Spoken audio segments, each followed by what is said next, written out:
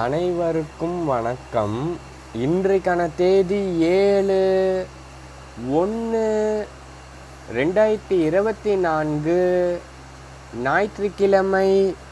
தினசரி வானிலை அறிக்கை. வானிலை அமைப்பு பொறுத்தமட்டில் அரபிக்கடலில் நீடிக்கும் சுழற்சி அடுத்த 24 மணி நேரத்தில் செயலிழக்கும் என எதிர்பார்க்கப்படுகிறது. அடுத்தபடியாக வங்கக்கடலில் இலங்கைக்கு தென்கிழக்கு பகுதியில் நீடிக்கும் காற்று சுழற்சி தொடர்ந்து மேற்கு நோக்கி நகரக்கூடும். 9ஆம் தேதி வாக்கில் அது நீண்ட சுழற்சியாக நீடித்து 9ஆம் தேதி மாலத்தீவு அடையும் அல்லது 10ஆம் தேதி மாலத்தீவை அடையக்கூடும். 14ஆம் தேதி வரை அரபிக்கடலில் நீடித்து 15ஆம் தேதி செயலிழக்கும் என எதிர்பார்க்கப்படுகிறது.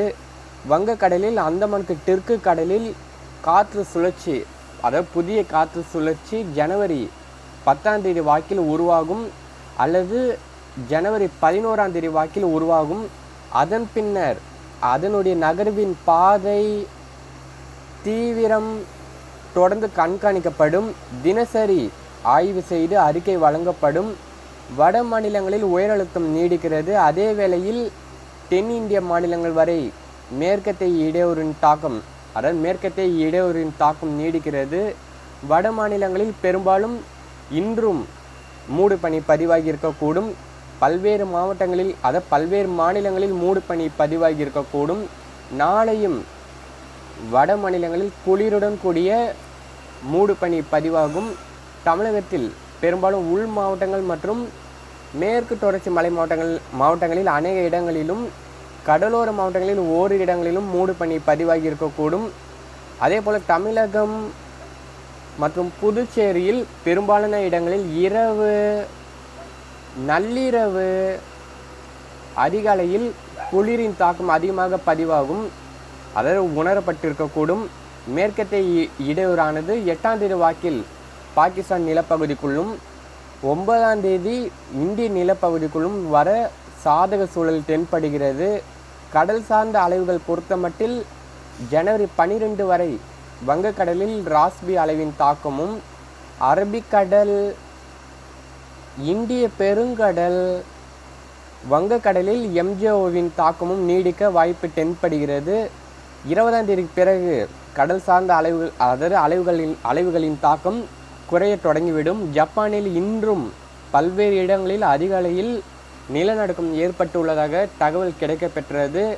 அதே வேளையில் வானிலை எதிர்பார்ப்புகள் பொறுத்தமட்டில் இன்று அதிகாலையில் தமிழகத்தில் டெல்டா மாவட்டத்தில், அதாவது டெல்டாவில் கனமழை, அதாவது பல்வேறு மாவட்டங்களில் பதிவானது.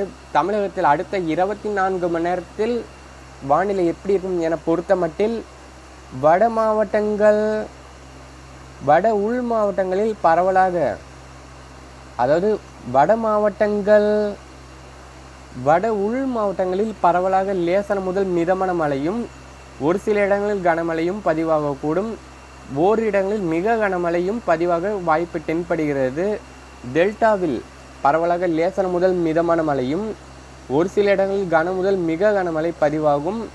கொங்கு மாவட்டங்களில் லேசான முதல் அதாவது கொங்கு மாவட்டங்கள் பொறுத்தமட்டில் லேசான முதல் மிதமான மழை, ஆங்காங்கே கனமழை கொடுக்கும். தென் மாவட்டங்களில் பரவலாக அநேக இடங்களிலும் லேசான முதல் மிதமான மழை பதிவாகும். ஒரு சில இடங்களில் கனமழை பதிவாகும். புதுச்சேரி மற்றும் காரைக்காலில் லேசான முதல் கனமழைக்கு வாய்ப்பு தென்படுகிறது. ஜனவரி 8, 9 தேதிகளில் வட மாவட்டங்கள், வட உள் மாவட்டங்கள், டெல்டா மாவட்டங்கள், கொங்கு மாவட்டங்கள், தென் மாவட்டங்கள், புதுச்சேரி, காரைக்காலில் அநேக இடங்களிலும் லேசான முதல் மிதமான மழையும், ஒரு சில இடங்களில் கனமழை தொடரும். அதே போல் ஜனவரி 10, குறிப்பாக அதாவது ஜனவரி 8, 9 தேதிகளில் வட மாவட்டங்கள், வட உள் மாவட்டங்கள், டெல்டா மாவட்டங்கள், கொங்கு மாவட்டங்கள், தென் மாவட்டங்கள், புதுச்சேரி, காரைக்காலில் அநேக இடங்களிலும் லேசானது முதல் மிதமான மழையும், ஒரு சில இடங்களில் கனமழை தொடரும் என எதிர்பார்க்கப்படுகிறது.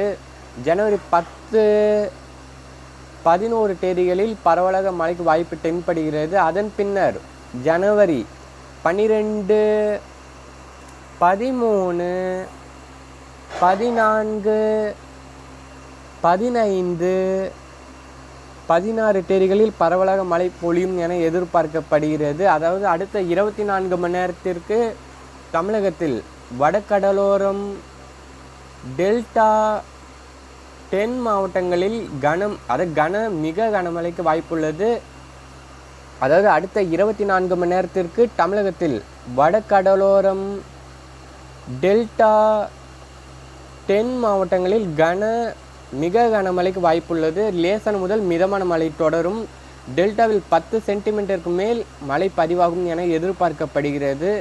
தென் மாவட்டங்களில் கனமழைக்கு மட்டுமே வாய்ப்பு தெரிகிறது. ஆங்காங்கே ஓரிரு இடங்களில் மிக கனமழையும் பதிவாகக்கூடும். கேரளாவில் அடுத்த 24 மணி நேரத்திற்கு, அதாவது 24 மணி நேரத்திற்கு காசர்கோடு, கண்ணூர், வயநாடு, கோழிக்கோடு, மலப்புரம், பாலக்காடு, திருச்சூர், எர்ணாகுளம், இடுக்கி, கோட்டயம், ஆலப்புழா, பத்தனந்திட்டா, கொல்லம், திருவனந்தபுரம் உள்ளிட்ட மாவட்டங்களில் பரவலாக மழை தொடரும். சில இடங்களில் கனமழை பதிவாக சாதக சூழல் தென்படுகிறது. கர்நாடகாவிலும் ஆங்காங்கே மழை தொடரும்.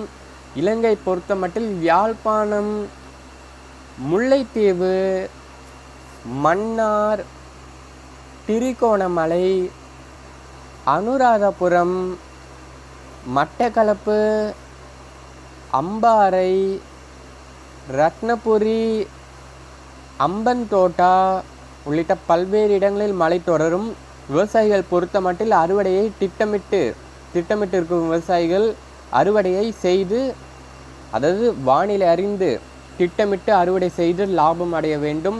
தினசரி மழை பொழிவிற்கான சாதக சூழல் தென்படுவதால் எச்சரிக்கையுடன் வானிலை அறிக்கையை கேட்டு திட்டமிட்டு விவசாய பணிகளை செய்ய வேண்டும். மீனவர்களுக்கான எச்சரிக்கை பொறுத்தமட்டில் தமிழக கடலோர பகுதிகள் மற்றும் அதனை ஒட்டிய தென்மேற்கு வங்கக்கடல் பகுதிகள் மற்றும் மன்னார் வளைகுடா மற்றும் அதனை ஒட்டிய குமரிக்கடல் பகுதியில் காற்று மணிக்கு 40 முதல் 45 கிலோமீட்டர் வேகத்திலும் இடையிடையே 55 கிலோமீட்டர் வேகத்திலும் வீசக்கூடும்.